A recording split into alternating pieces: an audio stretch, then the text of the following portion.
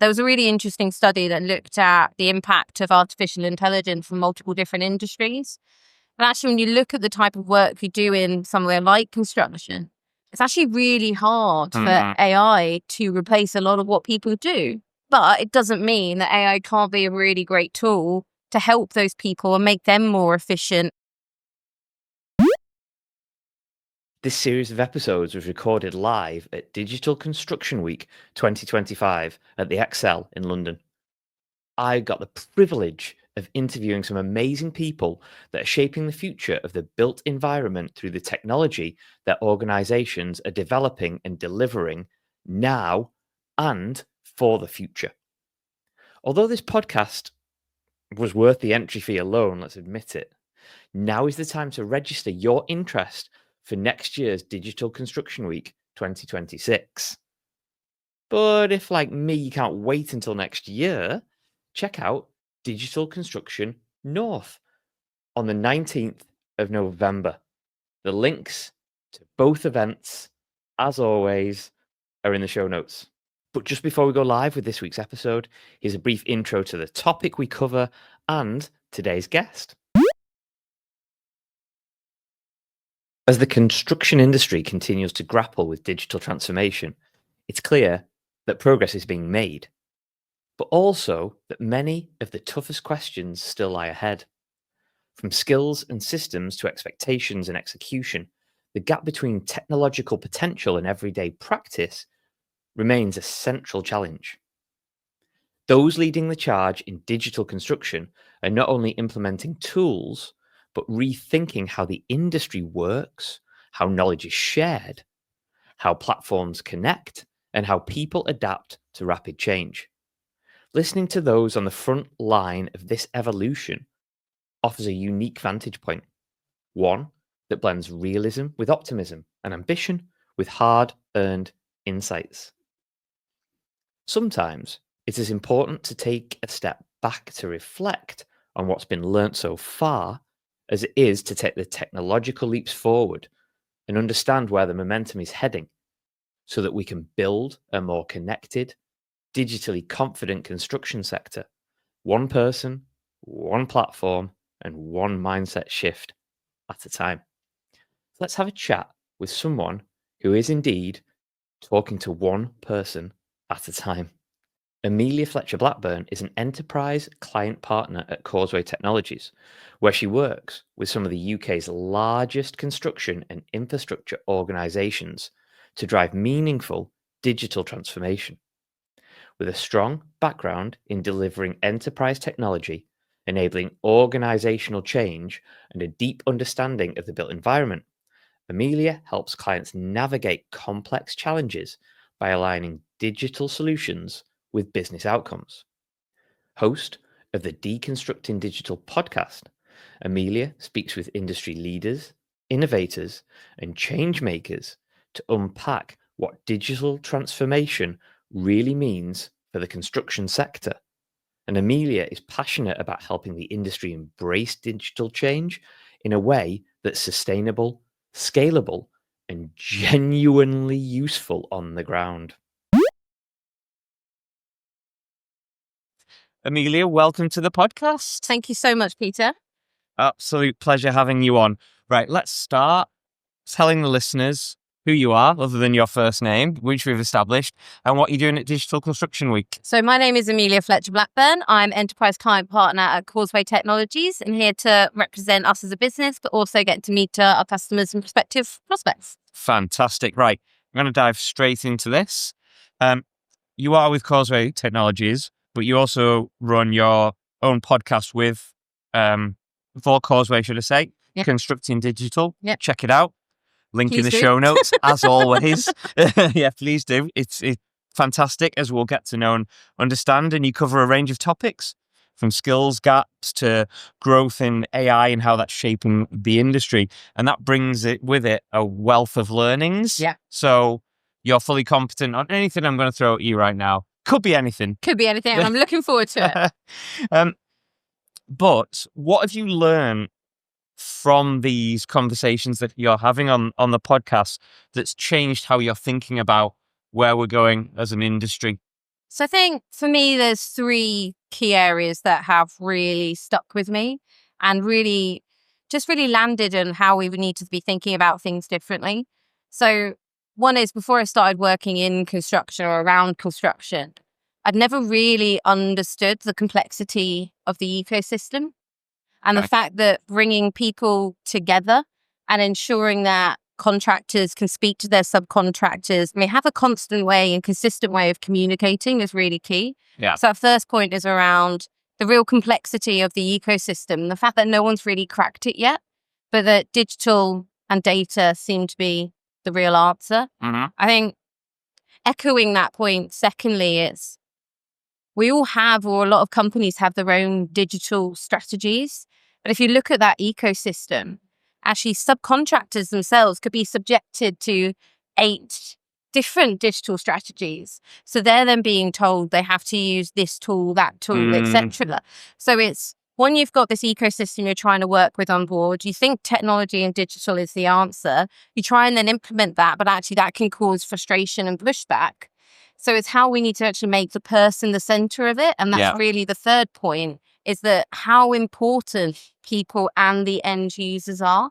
And a lot of industry leaders that I've spoken to, that's the constant concept of voice, is that their people are really important, and understand and helping them understand the why, as to why we're doing this, how it makes their lives better is really important to them.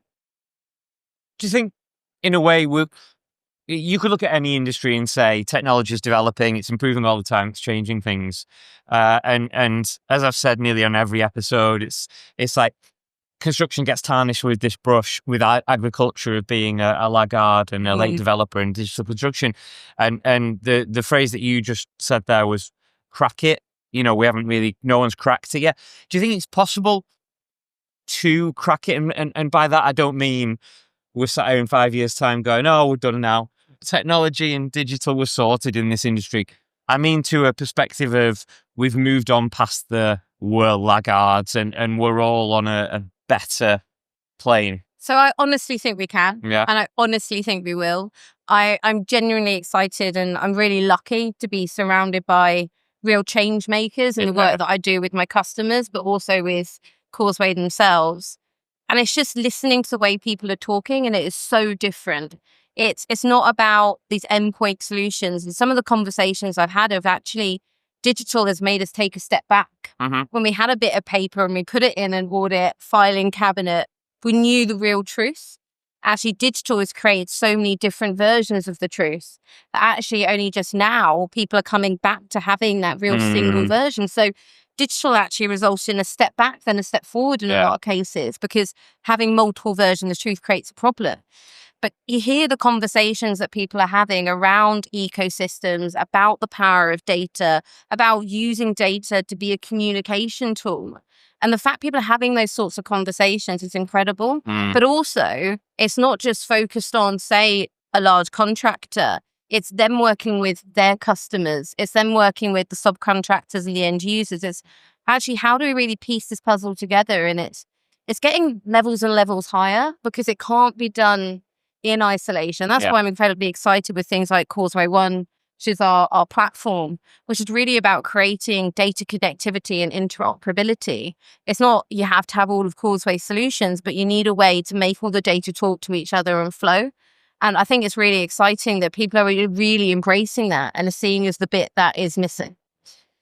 Just taking a step back, and something that I didn't actually think about until you mentioned it in your initial answer, and that's the fact that you look at subcontractors, they've got it quite hard at the moment, because you want the work.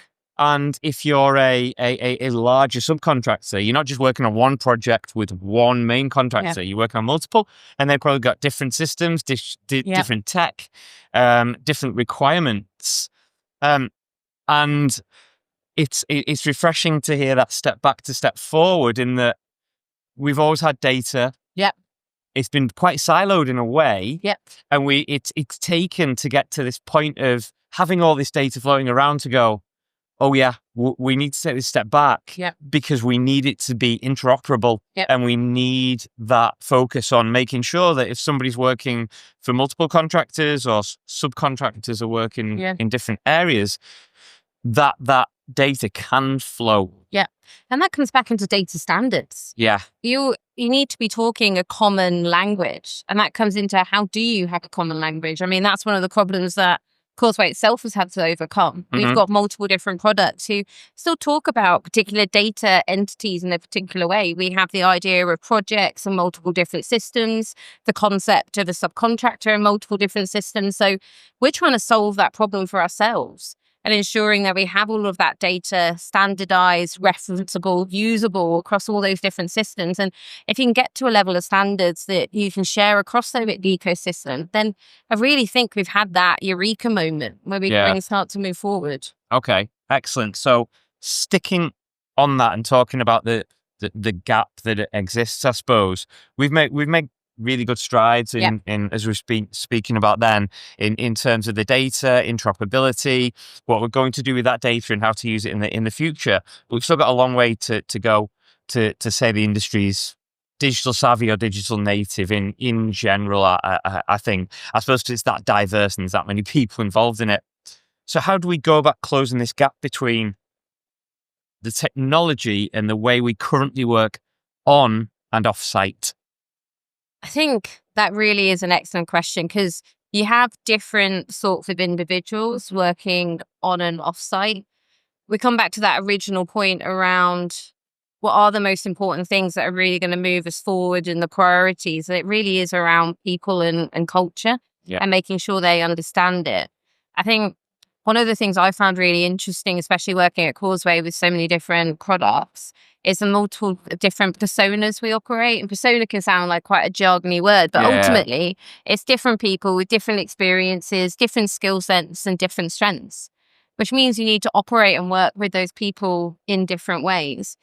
I don't think they're ever going to work the same way. They aren't, because they're not doing the same jobs and not wired the same way. But I think treating them with equal respect and opportunity is really important, and making sure that you're not afraid to target how you're communicating and training to what those individuals need. So from a site perspective, right, having 2 different mobile devices, 3 in some instances, because actually you've got a tablet for this and mobile for this, your personal phone, it's really cumbersome and difficult. But then also, you don't necessarily want to be tracked or monitored. So how do you make sure you've got access to all of these different applications in a safe and secure way, while maintaining your own privacy, not having to take photos that get stored on your own devices and eat up your storage when you're using that for photos of your children or for the football that you saw at the weekend. So I think really understanding individuals themselves, what challenges they're facing actually adopting technology, and how that feeds into the processes that they do and delivers them tangible benefit. We often talk about high level strategy when picking, digital initiatives all around making money, saving time, meeting regulation. But actually it should be about making your end user's life better, making them safer, enabling them to get the work done that they want to do to a high standard, enable them to leave work on time. I think people don't go to work to do a bad job. People want to feel proud. Yeah. And actually, if you've got technology that enables you to do that, then you're that step closer to cracking that digital adoption nut. Because you sit here today and the opportunities are endless from a software perspective. Yeah. But it takes the right individuals and the right way of getting the individuals to understand it to really make a difference in your business.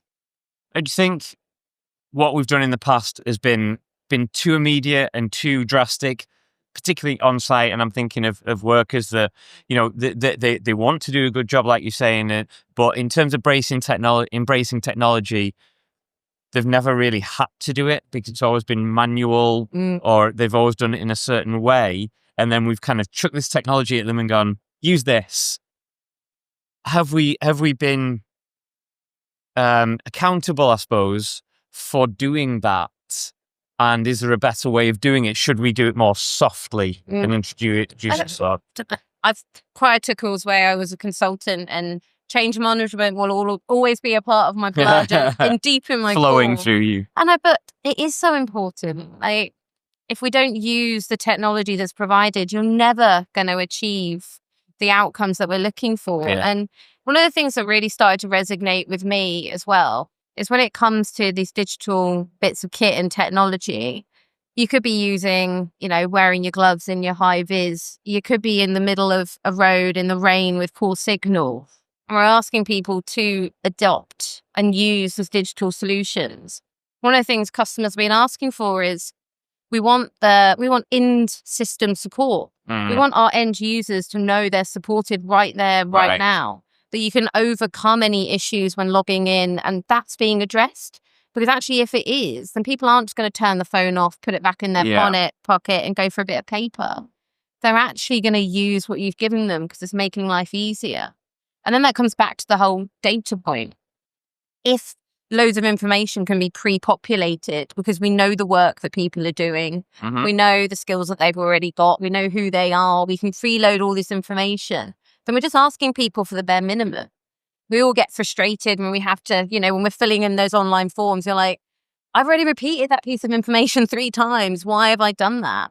And actually, the more we can get data in such a place that you can reuse it, that we're utilizing artificial intelligence to understand the situation and pre-populate, then the way we're really going to enable our people. There was a really interesting study that looked at the impact of artificial intelligence from multiple different industries. And actually, when you look at the type of work you do in somewhere like construction, it's actually really hard for AI to replace a lot of what people do. But it doesn't mean that AI can't be a really great tool to help those people and make them more efficient and able them to do the stuff that they do quicker. Yeah, absolutely. So let's stick on that thread, and look at connecting or connected platforms, and data sharing, and how you see connected platforms and data sharing evolving, and how do we make it more of a reality? Because although we know that siloed data is not the future, you've still got competing organizations. You've still got organizations that want to, I suppose, dominate, and why wouldn't they, and be profitable. And that means clients choosing one or the other, yet you still need that openness and transparency. And going back to a word I keep using for some reason, interoperability. Yeah, it's a great word. How do we do that in the future without it being everyone getting together and hugging each other and everything's nice and rosy? So I kind of see the data itself in 2 different buckets. Okay. I think there's data, which is publicly facing information that you should be able to standardize and manage. So if we take things such as actually suppliers' information themselves, right? You should be able to pull most of that from Companies House. It should be one company registration number, one VAT number, one company name. So there's examples of data sources which are used throughout the construction industry that I think we can rely on and use universally. Okay. You then lean into things like competencies and people and skills, and that's where products like SkillGuard, which is one of Causeway's products, is actually around creating that one common ID and a digital ID for individuals, which has, once again, those competencies which are standard. There are certain competencies which are the same and will be mandated, but then there'll also be your own training records and elements that you do yourself from a contractor perspective that your people need to have. So you have these sets of data which are consistent and I think are much easier for us to plug in and look to standardize, because even though that there is one supplier name to that company registration number, there could be 10 different versions of that currently existing. Yeah. You then got those industry standards and competencies and people, which are also elements that are reusable, but then you could have specifics and unique elements. And then you move into things like maybe your code structures or your task codes, etc., which, whilst quite common, might vary company to company. So what I mean by that is there's data that I think everyone will use. There's data everyone will use and you might want to top up. And then there'll be data that you have to own and manage yourself. Yeah.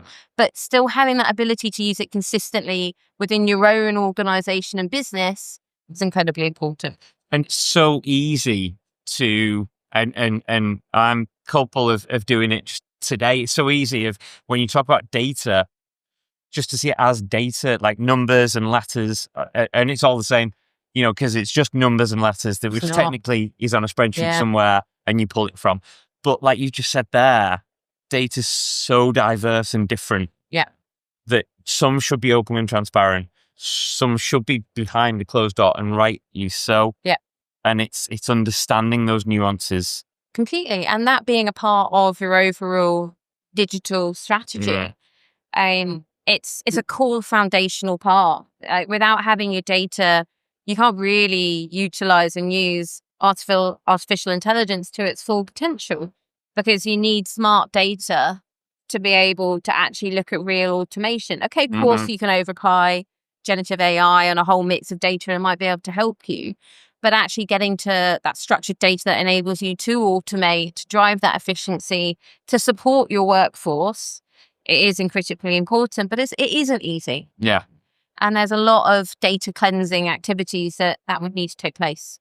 But nothing is easy, though. Nothing that's worthwhile doing is easy, and that goes back to generations. It's one of the reasons I love change. Yeah. Is I was talking to someone the other day, and it's like, you haven't really built a true partnership with a customer until you've laughed together and you've cried together. And that's one of the reasons why I love project work, because you get to those sticking points and you can plan as well as you can. You can have the most amazing raid log. You can have thought of every different turn you could take, but until you get under the real bonnet of what you're trying to change and implement, you will get surprises. And that's the importance of partnerships. And that's what I think events like today are about, because actually for you to be successful in your digital initiatives and what you're trying to do, it isn't just about picking the best tech. It's about choosing a partner that will really partner with you, understands your business and the value you're trying to get.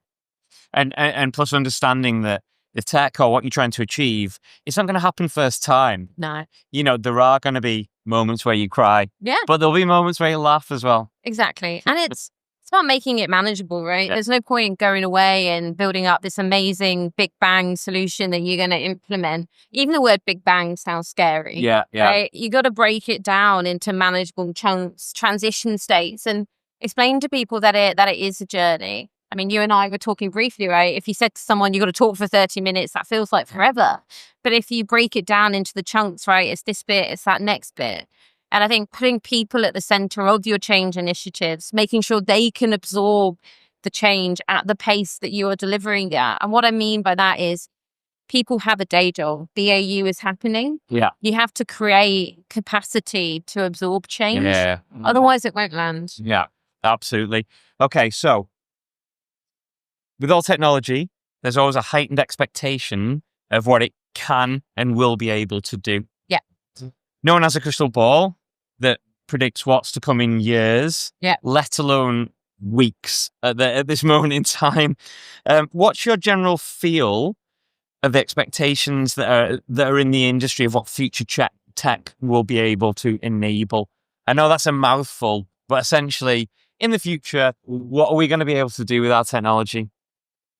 Can you imagine if we could have Uber for like potholes, right? You see a pothole, you take a picture, and the next thing you know, you get told when it's going to be fixed and when it's going to get resolved, right? I think every strategic conversation I'm having is really about how do you put the end user, the person that's actually receiving your end product at part of what we're doing. And I'd love to imagine a world where that's the case, right? The number of conversations you go in with your colleague and go like, oh, right, well, today got stuck in this traffic jam. Oh, that bridge, it's taken forever to be built. And a lot of that frustration comes from a lack of communication. And imagine a world where actually that data is freely available to us. That communication is there. Yeah. All of the different individuals that are talking the same language and can share that information. So I think if we can really get construction and maintenance, so all the components of a built environment, to a position where we move from a real B2B model, so business and business, and move towards that whole concept of business to consumer, then I think we'll all be less frustrated in a better place. And it's all about knowledge and communication and that understanding as well. There's the CEO, I think he is now, executive chairman of Ogilvy, Rory Sutherland, and he's human behavior and psychology. He's a bit of a genius at, and he said that when you're in a lift, if you press a button or close the door button or whatever, most of the buttons in lifts don't do anything. They might tell the lift what floor you want to go to or that you want to close the door, but they don't actually do it. It's all giving you control or feeling like you're in control. And as long as we've got that, we're quite happy as humans. Exactly. And it's that knowledge and communication and understanding and control that I think we need with our data and our technology. Exactly. And that feeling of being comfortable with it. And there's all the byproducts of that, right? I've talked about having all that information right available to the consumer, but that also just proves efficiency. Data is flowing, people are talking, things are more real time. You're able to be less reactive, more proactive because you're actually understanding what is important. And I think that's what it's all about, right? The more you actually think about the customer themselves and what they're experiencing and what they need as an outcome, then your processes are much more likely to be efficient because they're outcome driven. Yeah, for sure. Okay, so slight step change here before we start to wrap it up. But I'd like to get your one key piece of advice that you would give to somebody starting out in digital construction. Understand what you're trying to achieve. The reason I say that is if you have an unwavering sense of what it is your outcome is going to be, then you are, one, much more likely to achieve that outcome.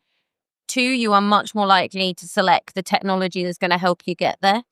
You are going to ensure you have the change program that wraps around it. And that will be even more compelling because there's a real reason why. Yeah. So I think if you're going to do it with purpose, do it reason, know why you're doing it and be able to articulate that to others. And it's almost, what I would add to that is that the best companies, tech, however you want to see it, it never starts with a brilliant idea. It always starts with a problem. Yeah, exactly. And it's a human problem. Yeah. It's not a technology problem. It's always the human at the end of it. Excellent, fantastic. Right, let's wrap this up and go for cocktails at the at the Causeway stand. At the Causeway stand, available only today on the 4th of June, unfortunately. Exactly. So if you're listening to this, you've missed out, but never mind. So, 10-year anniversary of Digital Construction Week this year. Big milestone. Where's construction technology going to be in the next 10 years? We're going to be connected. Okay. The data is going to be there. It's going to be flowing. And we're going to be proactive and not reactive.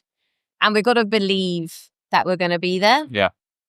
Because that is the first big step, right? You always talk about Thomas the Tank Engine, right? The engine that could. The second you think you can't, you won't. So we've got to believe that we can. What a way to end. What a way to end. Belief. Belief in systems, belief in people. Yeah. Fantastic. Amelia, absolute pleasure to have you on the podcast. Thank you so much, Peter. I've really enjoyed it.